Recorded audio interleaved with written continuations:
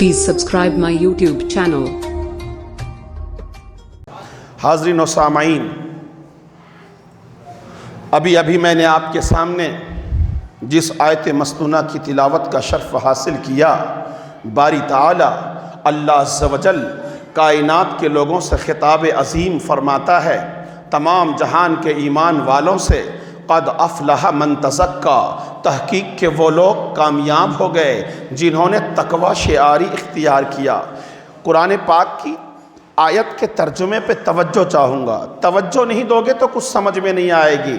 جمعے میں اگر آپ 10 منٹ یہاں آئے ہیں کہ کچھ سنیں گے، کچھ فیض حاصل کریں گے، تو آپ کی ذہن کو میں اپنی طرف مائل کرنا چاہتا ہوں، میرے الفاظ کی طرف۔ سنیں کیا فرماتا ہے اللہ تعالیٰ، قد افلح من تزکا، تحقیق کہ وہ کامیاب ہو گئے جنہوں نے تقوی شعاری اختیار کیا۔ پھر تقوی کے بعد کیا کیا؟ فذکر اسمہ، اپنے رب کو یاد کیا۔ یاد کرنے سے مطلب اللہ کی بارگاہ میں تسبیحیں پڑھیں، ذکر و مراقبہ کیا، خوب اللہ کی ذکر کی، خوب تسبیح بیان کیا۔ تسبیح بیان کرنے کے بعد، اللہ کو یاد کرنے کے بعد فصلا، پھر اس کی بارگاہ میں نماز پڑھی۔ یہی 3 صفت ہے اللہ کے نیک ولیوں کی۔ جن میں یہ 3 صفات پائے جائیں وہ اللہ کے ولی ہے، جو اللہ سے ڈرتا بھی ہو، تقوی شعار بھی ہو، متقی بھی ہو، پرہیزگار بھی ہو، پرہیزگاری کرنے کے بعد اللہ کو یاد کرتا ہو، صبح و شام اللہ کا ذکر بیان کرتا ہو، تسبیح و تحلیل میں مصروف رہتا ہو۔ پھر یہ 2 صفتیں ہونے کے بعد تیسری صفت یہ ہے، وہ کثرت کے ساتھ نمازیں پڑھتا ہو، مراقبات کرتا ہو، مجاہدات کرتا ہو، راتوں میں اٹھ کر تہجد پڑھا کرتا ہو، نماز پنجگانہ پڑھا کرتا ہو، کثرت کے ساتھ نوافل پڑھا کرتا ہو۔ رسول اکرم صلی اللہ علیہ وسلم ارشاد فرماتے ہیں، حدیث قدسی ہے، یتقرب بالنوافل، میرا بندہ میرا قرب حاصل کرتا ہے بالنوافل، نفلی عبادات کے ذریعے۔ عزیزان ملت اسلامیہ، تو جو نفلی عبادات کثرت کے ساتھ کرتا ہے، مجاہدہ و مراقبہ کرتا ہے، ذکر و تسبیح پڑھتا ہے اور عبادتیں کرتا ہے، وہی اللہ کا نیک بندہ ہوتا ہے۔ آؤ قرآن سے پوچھتے ہیں، اے قرآن تو مقدس کتاب ہے، تو اللہ کا بھیجا ہوا کتاب ہے، تو ہی بتا دے اللہ کے وہ نیک بندے کون ہیں جسے دنیا میں ولی کا خطاب دیا جاتا ہے، ولی کی پہچان کیا ہے؟ تو قرآن کہتا ہے، الذین آمنوا وکانوا یتقون، اے وہ ولی وہ ہوتے ہیں جو ایمان والے ہوتے ہیں، تقوی شعار ہوتے ہیں، وہ تو متقی ہوتے ہیں، وہ تو پرہیزگار ہوتے ہیں، وہ قائم اللیل ہوتے ہیں، وہ صائم الدہر ہوتے ہیں۔ جانتے ہو ولی کی عبادت کا عالم کیا ہوتا ہے؟ آؤ قرآن سے پوچھتے ہیں، قرآن کہتا ہے فتہجد بہ نافلۃ لک، ان کی راتیں تو تہجد اور نفلوں میں گزرا کرتی ہیں۔ آؤ قرآن سے پوچھتے ہیں، اے قرآن ولی کی عبادت کی شان کیا ہوا کرتی ہے؟ تو قرآن کہتا ہے اللہ اکبر، الذین یبیتون لربہم سجدا وقیاما، ولی وہ ہوتے ہیں جو اپنی راتوں کو قیام میں اور سجدوں میں گزار دیتے ہیں۔ ارے یہ دنیا راتوں میں اپنی بستروں پہ سکون سے سویا کرتی ہے، ہم تم سویا کرتے ہیں۔ یہ اللہ کے جو ولی ہوتے ہیں، ان کی کروٹیں ان کے بستروں سے جدا ہوتی ہیں۔ ہم رات بھر سیریلیں دیکھتے ہیں، ہم رات بھر اوباش کی باتیں کرتے ہیں۔ کچھ لوگوں کی راتیں قلبوں میں گزرتی ہیں، تاش کے پتوں میں گزرتی ہیں، وہ سٹا کھیلتا ہوا نظر آتا ہے۔ ان کی رات شرابوں میں گزرتی ہے، ان کی رات فاحشہ کے ساتھ گزرتی ہے۔ لیکن یہ جو اللہ کے ولی ہوتے ہیں، ان کی رات ایسی نہیں ہوتی ہے۔ ارے ان کی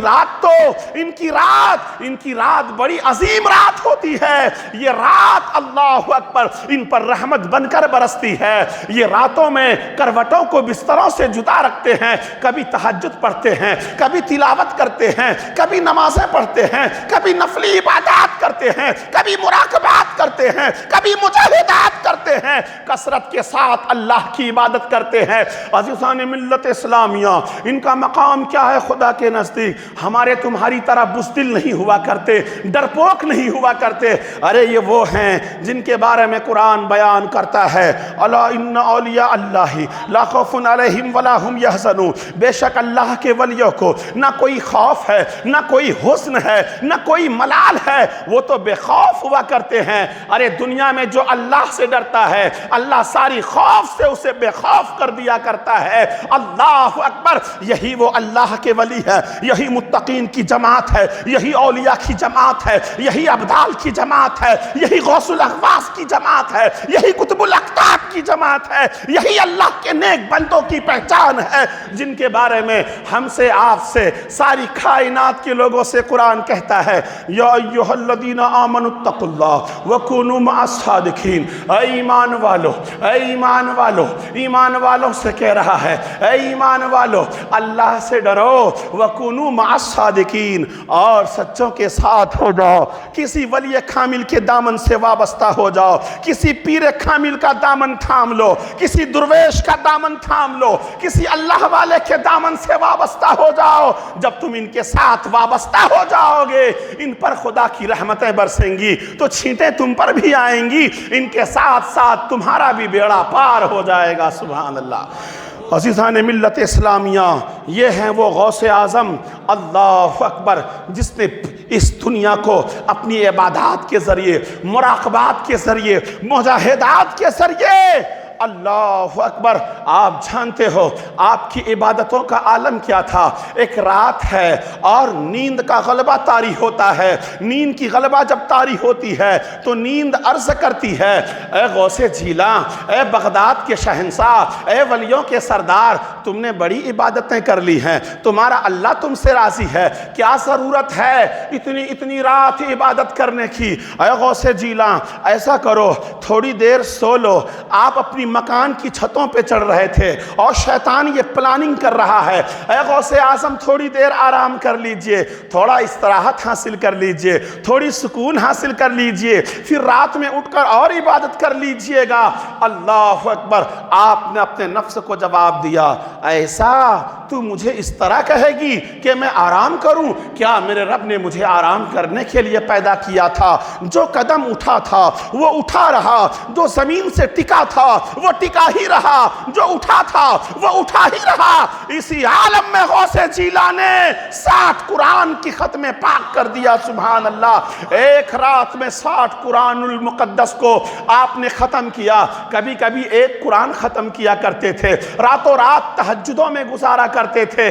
اللہ اکبر، یہ غوث اعظم کا مقام ہے۔ جبھی تو میرے امام کہتے ہیں شکر کے جوش میں جو ہیں وہ تجھے کیا جانے۔